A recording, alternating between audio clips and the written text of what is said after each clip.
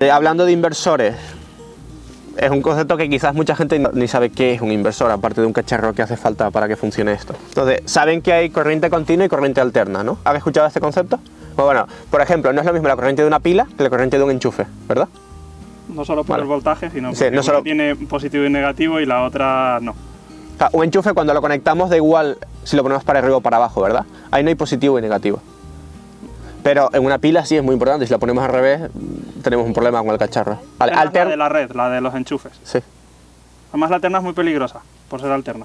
La alterna no mata por el voltaje, mata porque es alterna. Un voltaje pequeño en alterna te puede matar, así que es peligrosa. Entonces, en general, los aparatos eléctricos, excepto los que tienen motores, funcionan con corriente continua, ¿vale? Un móvil, un ordenador, casi cualquier cosa, menos algo que tenga un motor que se mueva, cualquier aparato, una luz, todos funcionan con corriente continua. ¿Qué pasa?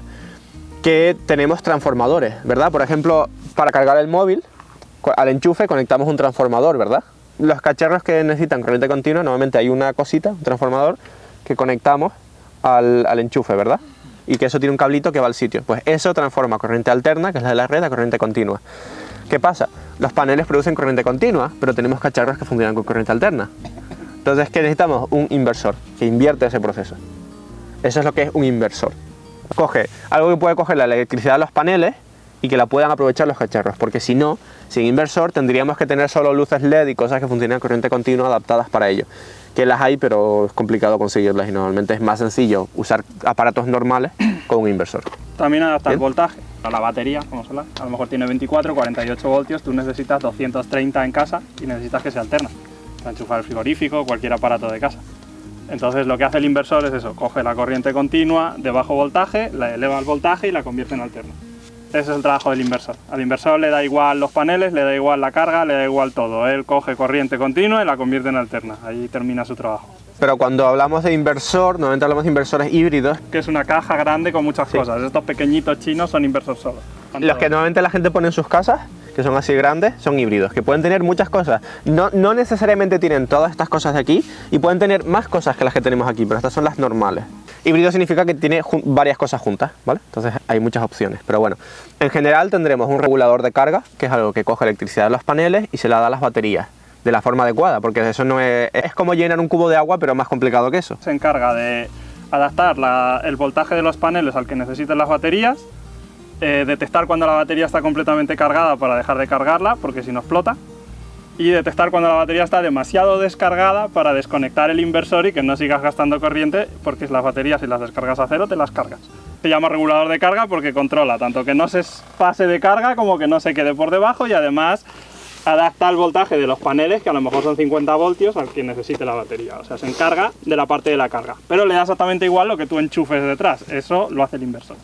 Entonces, eso es el inversor de corriente, el que hemos mencionado, que coge la electricidad normalmente de las baterías, normalmente, ¿vale? Bueno, hay algunos que pueden coger de baterías y otros que pueden coger directamente de paneles, de distintos tipos de inversores. Sí, para el final. Pero bueno, coge esta corriente continua y la convierte en corriente alterna que podemos usar con nuestros aparatos normales, ¿vale? Luego también es común incluir un cargador de red para poder, cuando nos quedamos sin electricidad en las baterías y no tenemos sol, coger de la red y cargar las baterías, o si estamos en un sitio realmente aislado, poder conectar un motor de gasolina, por ejemplo, y cargar las baterías cuando lleva una semana lloviendo y no ha habido electricidad. Luego a veces también tiene opciones de salida directa desde red o conmutación para, por ejemplo, si te quedas sin electricidad de los paneles y las baterías, pues poder coger directamente la red si tienes conexión en red. Cuando se queda sin batería, cogiera la corriente de la red directamente. Eso algunos inversores lo tienen integrado. Eso, el cargador del inversor en realidad lo que hace es que tú puedas enchufar un generador y cargar la batería con eso. Es como un cargador de móvil pero gordo, que carga la batería de tu sistema a partir de corriente normal.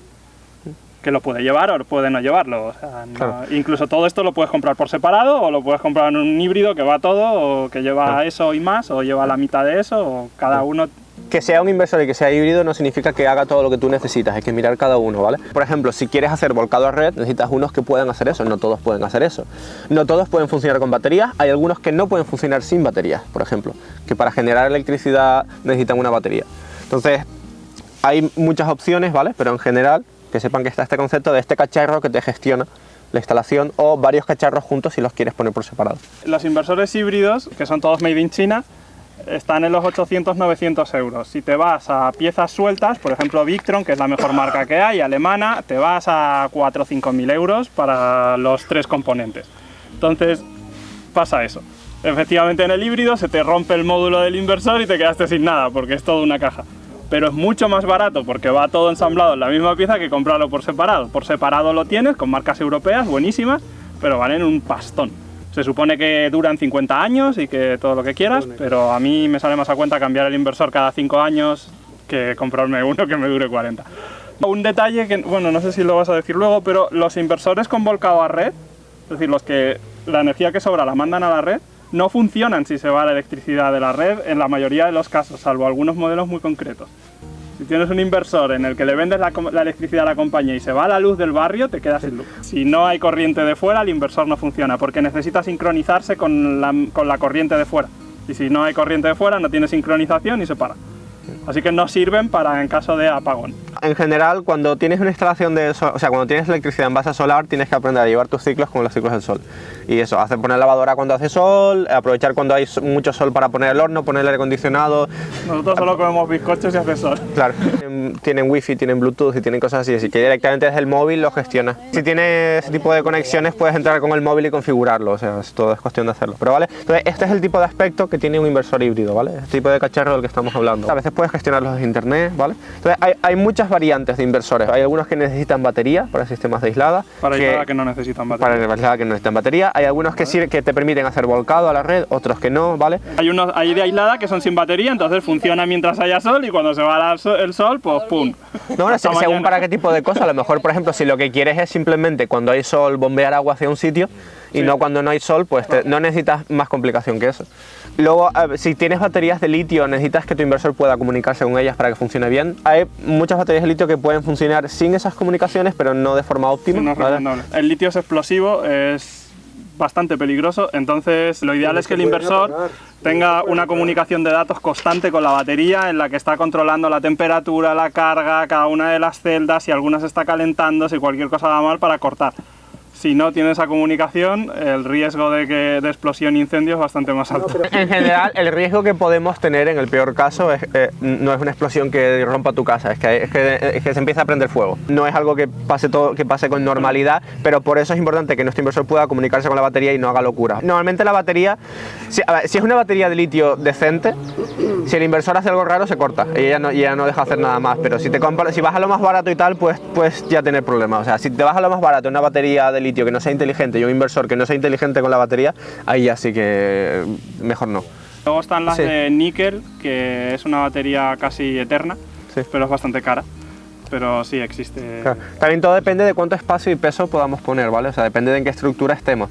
Las de litio son más eficientes en tamaño, por eso son las que tienen los móviles, ¿vale? Todo lleva luego, litio, luego están los ordenadores portátiles, los móviles, o sea que en realidad tampoco hay que tenerle miedo porque todos llevamos litio encima. Sí, todas tienen delante baterías de litio. Tú le clavas un clavo a un teléfono móvil y pega unas llamaradas impresionantes. Por eso en el avión lo de si se calienta tal, no sé qué, porque el litio es muy explosivo. No suele pasar. O sea, si no, pero bueno, no suele pasar, no hay que tenerle miedo, pero bueno, el litio es peligroso.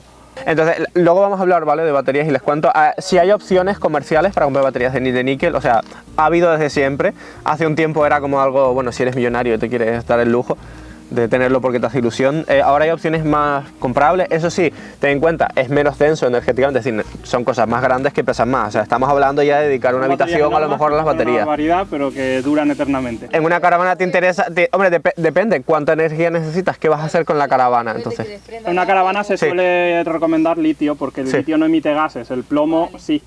Las baterías de plomo no debes tenerlas en un lugar donde vayas a estar, porque emite gases tóxicos. El litio pesa menos, es más pequeño, entonces para una caravana es como la mejor opción. Por eso que necesitamos que nuestro gestor de carga e inversor sepan hablar con las de litio si estamos usando litio. Y luego también está la opción de microinversores, que a lo mejor verán por ahí, que ahora se ha puesto de moda, bueno, es una de las muchas cosas nuevas que han surgido, que es que gestionar los paneles de forma independiente o semi-independiente, 1 o 2 paneles, cada uno con su propio microinversor.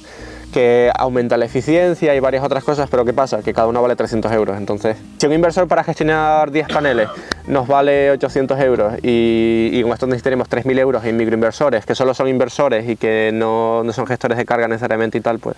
El microinversor lo que hace básicamente es que el panel te saque ya 230 voltios en alterna para enchufar ahí lo que quieras. Y lo que pasa es que tienes como cada 2 paneles poner un cacharrito y eso ya te saca como para que puedas enchufar una bombilla o lo que tú quieras.